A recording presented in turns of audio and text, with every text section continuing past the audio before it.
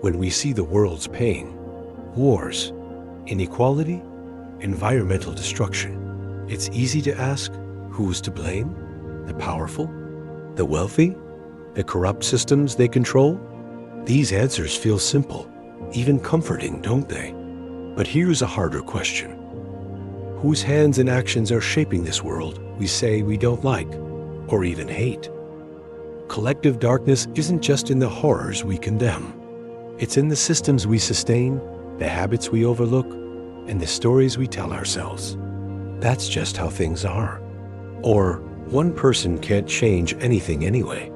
It grows and thrives in the choices we make every day. Choices we often don't see, yet they shape the world around us. Let's take a closer look at where collective darkness truly lives, not just in the systems we criticize, but in the ways we contribute to them.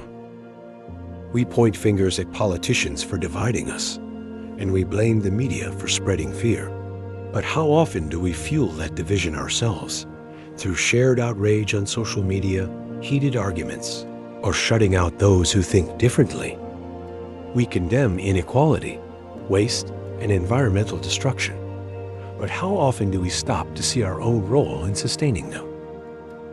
We rely on cheap goods and industries that thrive on exploitation, choosing convenience over fairness.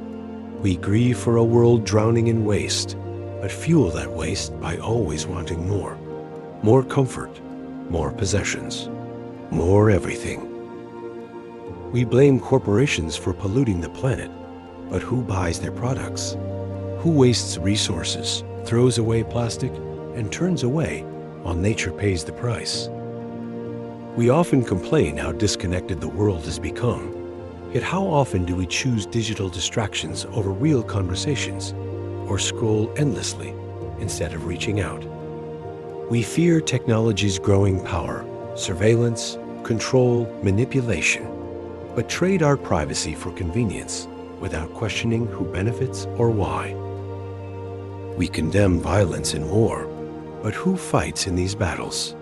Who builds the weapons?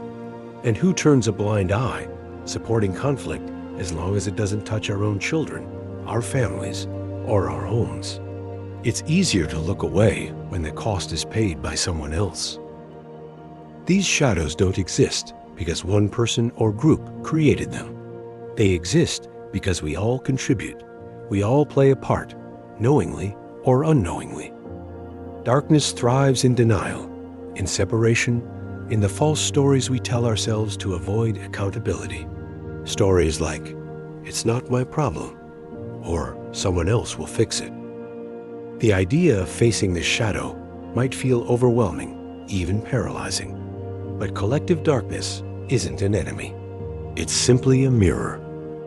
We see that blame won't heal what's broken. Denial won't make it go away.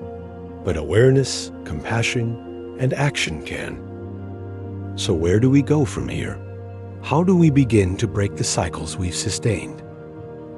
Start with awareness. Notice the choices you make, what you buy, how you speak, and what you turn away from. Awareness isn't just the first step. It's the foundation for change. Shift your energy.